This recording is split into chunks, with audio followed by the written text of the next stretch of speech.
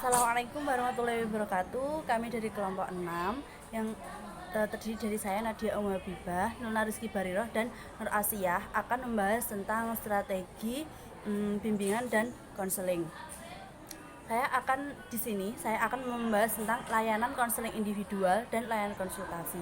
Apa sih yang dimaksud dengan layanan konseling individual? Yaitu berupa layanan bimbingan konseling yang memungkinkan antara konselor dan klien atau konsulti itu bertemu secara langsung untuk membahas tentang permasalahan yang sedang konsulti hadapi dan bagaimana cara menanganinya. Tujuan dari adanya layanan konseling individual ini yaitu untuk agar siswa atau konsulti itu bisa mendapatkan layanan secara langsung atau secara bertatap muka. Sedangkan fungsi dari bimbingan konseling individual sendiri yaitu yang pertama untuk pengenalan dan pemahaman permasalahan, yang kedua analisis yang tepat terhadap sebab-sebab terjadinya masalah, yang ketiga yaitu aplikasi dan pemecahan masalah, selanjutnya berupa evaluasi, dan terakhir yaitu berupa tindak lanjut atas masalah yang sedang dihadapi oleh konsulti.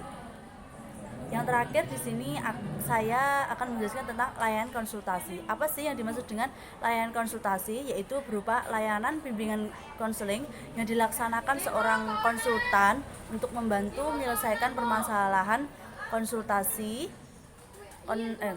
untuk menyelesaikan permasalahan dari konsulti atau klien.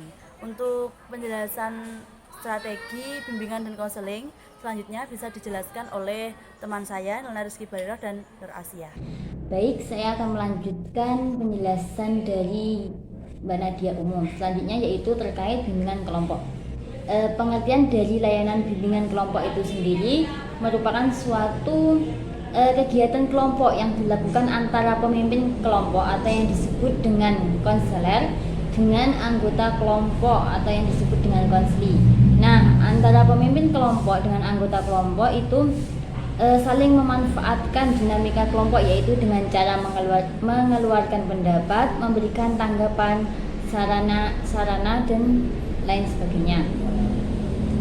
Tahapan pelaksanaan bimbingan kelompok itu ada 4. Yang pertama yaitu tahap pembentukan, yang kedua yaitu tahap peralihan, dan yang ketiga tahap kegiatan, dan yang keempat yaitu tahap pengakhiran.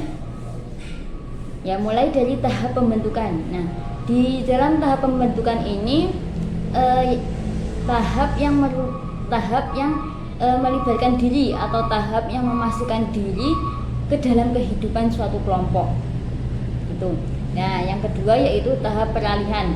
Nah, tahap peralihan di sini yaitu tahap yang menentukan cepat lambatnya memasuki tahap ke selanjutnya. Jika dalam tahap kedua ini bisa dilalui dengan mudah, maka akan semakin cepat. Tetapi jika di dalam tahap kedua ini lambat, maka akan semakin lama juga untuk memasuki ke tahap selanjutnya. Yang ketiga yaitu tahap kegiatan. Di dalam tahap kegiatan ini merupakan inti dari tahap-tahap yang lain, yang merupakan tahap yang telah dilakukan oleh sekelompok konsulti yang mempunyai seorang pemimpin sebagai pengatur proses kegiatan yang sabar, terbuka, aktif, dan tidak banyak berbicara. Yang ketiga yaitu tahap pengakhiran. Di dalam tahap pengakhiran ini harus diperhatikan. Yang pertama yaitu bukanlah pada beberapa kali kelompok ini harus bertemu, ya. Itu tidak pokok perhatiannya di situ, ya. Di beberapa kali kelompok itu harus bertemu. Tetapi pada hasil yang telah dicapai oleh kelompok itu dan kegiatan yang dilakukan seharusnya mendapat tujuan yang diinginkan. Selanjutnya yaitu membahas tentang konseling kelompok. Pengertian dari layanan konseling kelompok itu sendiri merupakan layanan konseling perorangan yang dilaksanakan di dalam suatu kelompok, di dalam suasana kelompok yang di dalamnya ada konselor dan ada klien, yaitu para anggota kelompok yang jumlahnya minimal 2 orang. Jadi di dalam konseling kelompok ini ada klien yang merupakan anggota kelompok yang jumlahnya minimal 2 orang. Terus tujuan daripada layanan konseling kelompok ini yang pertama yaitu dapat berkembangnya kemampuan sosialisasi siswa, dan yang kedua yaitu hal-hal yang dapat menghambat atau mengganggu sosialisasi dan komunikasi siswa diungkap dan didinamikakan melalui berbagai teknik.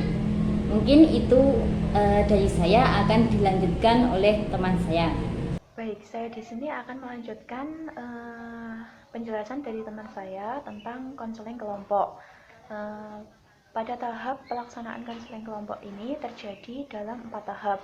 Yang pertama yaitu tahap awal kelompok, yang kedua yaitu tahap peralihan, yang ketiga yaitu tahap kegiatan, dan yang terakhir yaitu tahap pengakhiran. Tahap awal kelompok yaitu pada tahap ini dilakukan langkah-langkah menjelaskan tentang pengertian, tujuan, dan asas-asas konseling kelompok. Yang kedua yaitu tahap peralihan, di mana pada tahap ini dilakukan bagaimana menjelaskan kembali kegiatan konseling kelompok dan tanya jawab tentang kesiapan anggota untuk kegiatan yang lebih lanjut. Yang ketiga yaitu tahap kegiatan, di mana pada tahap ini dilakukan mempersilahkan anggota kelompok untuk mengemukakan masalah pribadinya masing-masing secara bergantian. Dan yang terakhir yaitu tahap pengakhiran, di mana pada tahap ini menjelaskan bahwa kegiatan konseling kelompok akan diakhiri. Anggota kelompok menyampaikan kesan dan menilai kemajuan yang ingin dicapai oleh masing-masing. Selanjutnya yaitu tentang pengajaran remedial. Pengajaran remedial merupakan suatu layanan pendidikan yang dilaksanakan dengan perlakuan khusus yang diberikan guru agar siswa dapat mencapai standar kompetisinya. Tujuan dari pengajaran remedial ini sendiri yang pertama yaitu agar siswa yang mengalami kesulitan dalam hal belajar dapat mencapai prestasi belajar yang diharapkan melalui proses perbaikan ini. Nah, yang kedua yaitu agar membantu siswa memperbaiki prestasi belajarnya dan mencapai standar kompetisinya. Yang terakhir yaitu tentang prosedur pelaksanaan pengajaran remedial. Nah, yang pertama yaitu meneliti kembali kasus, yang kedua yaitu menentukan tindakan yang harus dilakukan, yang ketiga yaitu pemberian layanan bimbingan dan konseling, yang keempat yaitu pelaksanaan pengajaran remedial, yang kelima yaitu melakukan pengukuran kembali, yang keenam yaitu melakukan reevaluasi dan rediagnostik, dan yang terakhir yaitu pengayaan atau pemberian tugas tambahan kepada masing-masing siswa. Nah, mungkin ini yang dapat kami sampaikan. Mungkin ada kurangnya, kami mohon maaf yang sebesar-besarnya. Wassalamualaikum warahmatullahi wabarakatuh.